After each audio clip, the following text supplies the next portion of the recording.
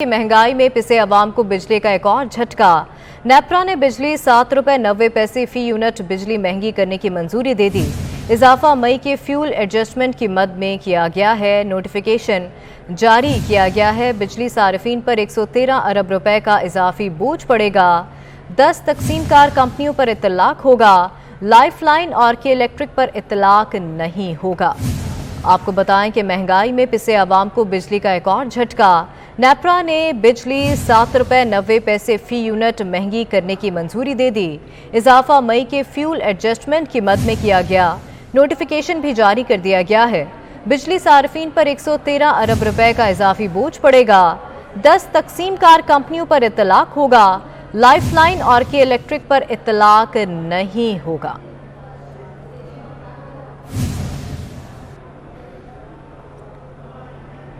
आवाम के लिए खुशखबरी। एलपीजी की कीमत में 10 रुपए फी किलो कमी कर दी गई। कीमत 220 से कम होकर 210 रुपए फी किलो हो गई। घरेलू सिलेंडर 120, कमर्शियल सिलेंडर की कीमत में 450 कमी हो गई। आपको बताएं कि आवाम के लिए खुशखबरी। एलपीजी की कीमत में 10 रुपए फी किलो कमी कर दी गई। कीमत 220 से कम होकर 210 रुपए फी किलो हो गई। घरेलू सिलेंडर 120, कमर्शियल सिलेंडर की कीमत में 450 कमी हो गई। अभी आपको बराह रास्त लिए चलेंगे। वफाकी वजीर मनसूबाबंदी एहसन इकबाल इस्लामाबाद में तकरीब से खिताब कर रहे हैं। हुकूमत आ गई। हुकूमत की तब्दीली कुदरती हो या गैर फितरी हो, जमहूरी हो या इंजीनियरिंग से हो, वो एक खेल का हिस्सा है। लेकिन अगर हुकूमत की तब्दीली के साथ तमाम पॉलिसियाँ भी तब्दील हो जाएं और तमाम रास्ते भी तब्दील हो जाएं और मुल्क की सिमत भी तब्दील हो जाए, तो फिर वो एक ऐसा नुकसान होता है जो नाकाबिले तलाफ़ी होता है। जो नई हुकूमत आई उसने पिछली हुकूमत के हर काम को गलत साबित करना और पिछली हुकूमत की हर कामयाबी को नाकामी साबित करना अपना ईमान बना लिया। और उनकी तमाम तर तवज्जो इस पर थी कि हम कैसे साबित करें कि पिछले दौर में सिर्फ करप्शन हुई है, पिछले दौर में हर चीज़ गलत हुई है। और इसके अंदर नतीजा ये हुआ कि वो बैनुल अक़वामी सरमायाकार जो पाकिस्तान की तरफ मुतवज्जे हो रहे थे, उस नेगेटिविटी की वजह से रफ्ता रफ्ता वो पीछे हटना शुरू हो गए। खुद मुल्क के अंदर उस इंतकामी माहौल ने ये हालात पैदा कर दिए कि कोई अफसर फैसला करने की जुर्रत से कासिर हो गया। 10 रुपए की फाइल पर भी कोई अफसर साइन करने के लिए तैयार नहीं था। लिहाजा हमारा पूरा इंतज़ामी ढांचा मफलूज हो गया। मंसूबे और पॉलिसियाँ फाइलों के अंदर घूमने लग गईं और उन पर अमल दरामद रुक गया। जिस मुल्क के अंदर फैसले ना हो, जिस मुल्क के अंदर इंतज़ामी मशीनरी जो है उसका बिल्कुल आप जो हौसला है या उसकी इनिशिएटिव को ख़त्म कर दें, तो फिर वो मुल्क दलदल में फंस जाता है। इसी तरह जो सरमायाकार हैं वो भी खौफजदा हो गए कि अगर हमने पैसा निकाला तो पता नहीं हमें क्या पूछे जाएंगे सवाल, हमारी कैसी पड़ताल होगी, तो बेहतर है पैसा या बाहर ले जाओ या उसे ज़ेरे ज़मीन कर दो। तो 4 सालों में ज़्यादातर वक्त पाकिस्तान में बेयकीनी में ज़ाया हुआ, माँ सवाए कि जब पिछली हुकूमत में शामिल कुछ रियल स्टेट के बड़े लोगों ने हुकूमत से एक रियल स्टेट का पैकेज मंजूर कराया जिसका मकसद ज़्यादा ये था कि एहसन इकबाल तकरीब से खिताब कर रहे थे। आगे बढ़ें। आपको बताएं कि वजीर ट्रांसपोर्ट सिंध शर्जील मेमन ने पीपल्स बस सर्विस के रूट्स में इजाफे का ऐलान कर दिया। मेट्रोपोल से 3 तलवार 2 तलवार अब्दुल्ला शाह गाजी अंडरपास तक रूट चलाने का फैसला किया गया है। सी व्यू रोड, निशाने पाकिस्तान और क्लॉक टावर होटल तक आजमाइशी बस चलाई जाएगी। मज़ीद जानेंगे। हमारे साथ मौजूद हैं आज़ाद नेहरियो। आज़ाद, बताइएगा नए रूट पर बसें कब से चलाई जाएंगी? जी बिल्कुल, पाकिस्तान पीपल्स पार्टी की सरकार ने इस वक्त पीपल्स बस सर्विस मनसूबे में मजीद तोसी करने का फैसला कर लिया है। इस हवाले से वजीर ट्रांसपोर्ट शर्जील मेमन की जानब से बाकायदा तौर पर ऐलान किया गया। तीसरे मरहले में कराची शहर के मुख्तलिफ मस्जिद रूट्स पर पीपल्स बस सर्विस चलाई जाएगी, जिसमें 3 तलवार, 2 तलवार और अब्दुल्ला शाह गाजी से मेट्रोपोल तक, इसके अलावा सीवीओ और पाकिस्तान चौक तक जो है पीपल्स बस सर्विस चलाई जाएगी। इस हवाले से ये फैसला किया गया है कि ईद के बाद ये मनसूबा बाज़ाब्ता तौर पर इसका आगाज किया जाएगा। इस हवाले से सिंध हुकूमत ने यह भी फैसला किया है कि इस वक्त जो पोर्ट कासम पर जो बसेस मौजूद हैं वो महकमा ट्रांसपोर्ट को मौसूल हो चुकी हैं। जो बैरून मुल्क से मंगाई गई ये बसेस अब तीसरे रूट पर जो है तीसरे मरहले में ये रूट जिनका तयन किया गया इन रूट्स पर चलाई जाएगी। इस हवाले से वज़ीर ट्रांसपोर्ट ने महकमा ट्रांसपोर्ट को भी तौर पर अहकाम जारी कर दिए कि फैसले पर अमल दरामद को ईद के बाद यकीनी बनाया जाए। ठीक है, बहुत शुक्रिया आज़ाद आपका। अभी आपको बराह रास्त लिए चलेंगे इस्लामाबाद, जहां पर chief justice Islamabad high court Athar Minallah तकरीब से खिताब कर रहे हैं। लेकिन शायद रियासत की तरजीह ही नहीं रही। जो सबसे अहम इकाई है हमारी अदालती निज़ाम की, जनाब लॉ मिनिस्टर साहब, वो हमारी ज़ली अदलिया है। 2018 में जब मेरे जज साहिबान ने और हमने मिल के ये रिफॉर्म प्रोसेस शुरू किया और सोचना शुरू किया कि हम ये जो हमारा स्टेक होल्डर है, जिनकी खिदमत करना के लिए हमें मुकर्रर किया गया है, इनकी बेइंसाफी को किस तरह अजाला किया जाए, तो पहले हमने डिस्ट्रिक्ट कोर्ट्स पे अपने तवज्जो दी। और आप सबको इल्म है कि डिस्ट्रिक्ट कोर्ट्स आज से 40-50 साल पहले दुकानों में, कमर्शियल एरियाज में बनाई गई थी, और जो वहां पे हालात है और जो माहौल है,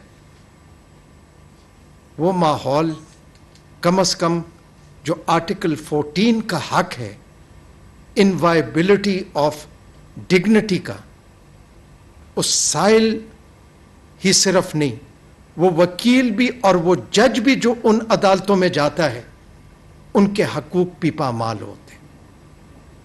2018 से हमने पहले कोशिश की कि किसी तरह इसकी कॉम्प्लेक्स बन जाए, ये बाहर आ जाए, और मैं इसमें कोई वो नहीं है कि साबिका हुकूमत ने हमारी रिक्वेस्ट को समझा और उन्होंने उसकी बुनियाद रखी, और मुझे ये खुशी से मैं कह सकता हूं कि कम से कम वो कॉम्प्लेक्स जो है वो तैयार होने के बराबर आ चुका है।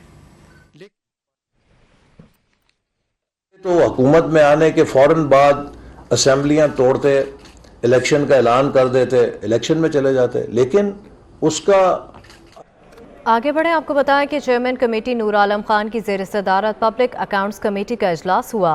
साबिक chairman NAB Javed Iqbal public accounts committee में आज भी ना आए। सेक्रेटरी खजाना के गुज़श्ता रोज़ भी एसी इजलास में न आने पर चेयरमैन की तंबीह। चेयरमैन कमेटी नूर आलम खान और कमेटी रुकन शिबली फराज के दरमियान तल कलामी भी हुई।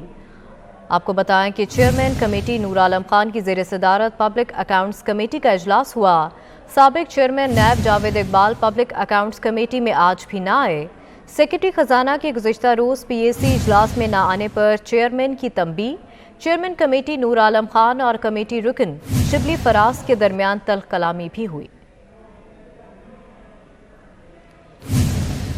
आपको बताएं कि साबिक chairman NAB Javed Iqbal public accounts committee में आज भी ना आए। सेक्रेटरी खजाना के गुज़श्ता रोज़ पीएसी इजलास में न आने पर चेयरमैन की तंबीह। चेयरमैन कमेटी नूर आलम खान और कमेटी रुकन शिबली फराज के दरमियान तल कलामी भी हुई।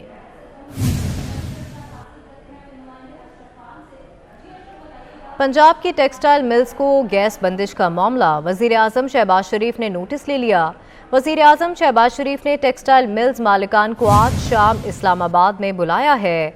पंजाब की टेक्सटाइल मिल्स को गैस बंदिश का ये मामला है। वज़ीर आज़म शहबाज शरीफ ने नोटिस ले लिया।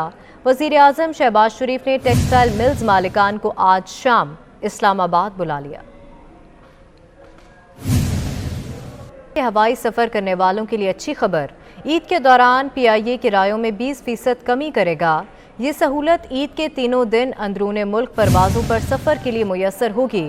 वफाकी वज़ीर हवाबाजी ख्वाजा साद रफ़ीक ने कौमी एयरलाइन के CEO को खुसूसी हिदायत जारी कर दी। आपको बताएं कि हवाई सफ़र करने वालों के लिए अच्छी खबर सामने आई। ईद के दौरान PIA किरायों में 20% कमी करेगा। ये सहूलत ईद के तीनों दिन अंदरूने मुल्क परवाज़ों पर सफ़र के लिए मुयस्सर होगी। वफाकी वज़ीर हवाबाजी ख्वाजा साद रफ़ीक ने कौमी एयरलाइन के CEO को खुसूसी हिदायत जारी कर दी।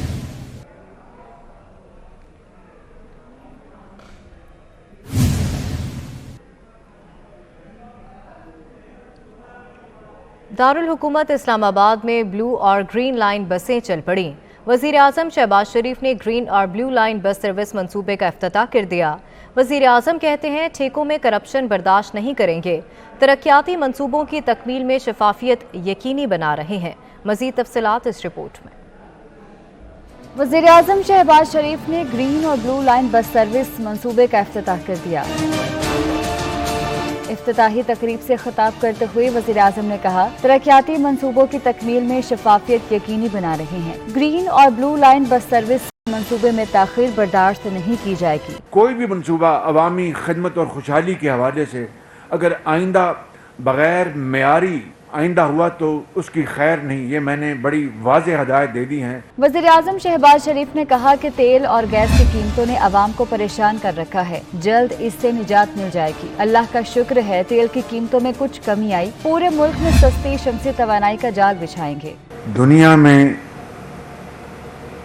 तेल और गैस की कीमतें आसमानों से बातें कर रही हैं। मुकामी शुक्र है कि चंद दिनों में ये कीमतें कुछ कम हुई हैं। पूरी दुनिया में तेल और गैस की कीमतों ने हर जगह करोड़ों अरबों आवाम को परेशान कर रखा है। वज़ीर आज़म ने कहा कि मंसूबों की तकमील के लिए मेहनत करने वालों का मशकूर हूँ। आइंदा मंसूबों में गैर मियारी टेंडरिंग हुई तो खैर नहीं। मुल्क कर्जों में जकड़ा है, मिलकर चैलेंजेस का मुकाबला करेंगे। कराची के मुख्तलिफ इलाकों में एक बार फिर तेज बारिश शुरू हो गई। मलीर, कायदाबाद एयरपोर्ट, बिन कासिम, लांडी, कोरंगी, डिफेंस, शाह फैसल कॉलोनी समेत दीगर इलाकों में तेज बारिश हो रही है। मजीद जानेंगे, आदिया नाज हमारे साथ मौजूद हैं। आदिया, बताएगा मजीद बारिश किन किन इलाकों में हो रही है? हाँ जी बिल्कुल, शहर कायद में कभी हल्की बारिश कभी तेज बारिश का सिलसिला जो है वो शुरू हो चुका है। और जैसे ही दोपहर का वक्त हुआ तो देखने में आया कि कराची में हफ्स की कैफियत बढ़ गई और वो शदीद हफ्स जो था वो तो बर्दाश्त करना नामुमकिन हो गया। ताहम एक सिस्टम जनरेट हुआ जिसके बाद शहर में जो है वो बादल बरसना शुरू हो गए। मुख्तलिफ इलाके हैं जहाँ से इत्तलात आ रही हैं कि कराची में बारिश हो रही है। इनमें मलीर है, कायदाबाद है, एयरपोर्ट से इत्तलात हैं कि बारिश का सिलसिला शुरू हुआ है। इसके अलावा बिन कासिम टाउन से बारिश की इत्तलात हैं, शाफर कॉलोनी में बारिश का सिलसिला शुरू हो गया है। डिफेंस में भी यही सिलसिला जारी है, कभी हल्की और कभी तेज बारिश शुरू हो जाती है। और ये सिलसिला महकमा मौसमियात का बताना है कि आज जारी रहेगा। अलबत्ता आइंदा 24 घंटों के दौरान शहर में गरज चमक के साथ बारिश की तवक्को भी जाहिर की जा रही है। और इस दौरान ये खदशा भी जाहिर किया जा रहा है कि जो नशेबी इलाके हैं या दोही इलाके हैं वो ज़ेरे आब भी आ सकते हैं और इक़दाम करने की हिदायत पहले से जारी कर दी गई हैं। बहरा अरब में इस वक्त एक सिस्टम मौजूद है जो कि कराची में बारिश बरसाने का सबब बन रहा है और वो सिस्टम जो है वो 8 जुलाई तक बरकरार रहेगा। ताहम दूसरे स्तर के हवाले से महकमा मौसमियात का बताना है कि ये कब होगा और कैसे होगा ये कहना कबल वक्त है। ठीक है, बहुत शुक्रिया आदिया आपका। आपको बताएं कराची के मुख्तलिफ इलाकों में एक बार फिर तेज बारिश शुरू हो गई। मलीर, कायदाबाद एयरपोर्ट, बिन कासिम, लांडी, कोरंगी, डिफेंस, शाह फैसल कॉलोनी समेत दीगर इलाकों में तेज बारिश हो रही है। जबकि महकमा मौसमियात की जानिब से कहा जा रहा है कि आइंदा कुछ रोज मौसम ऐसा ही रहेगा। कराची के पुलिस चीफ जावेद आलम ने 4 हफ्तों में स्ट्रीट क्राइम्स में 30% कमी का दावा कर दिया। काटी दौरे के मौके पर मीडिया से गुफ्तगू में जावेद आलम ने पुलिस फोर्स की तादाद में कमी का एतराफ़ करते हुए कहा, स्ट्रीट क्राइम कराची का बहुत बड़ा मसला है। उन्होंने मजीद क्या कहा, आपको दिखाते हैं। बिल्कुल ये बात सही है कि लॉ एंड ऑर्डर में कराची का इस वक्त सबसे बड़ा मसला वो स्ट्रीट क्राइम है। ठीक है, मैं मानता हूँ ये आज का नहीं है, बहुत अरसे से है। 1913-14 में जब मैं DIG वेस्ट था या इवन रीसेंट पास्ट में जब DIG साउथ रहा, तो बहुत से जो क्राइम हैं वो अभी अल्लाह के फजल से कंट्रोल में है।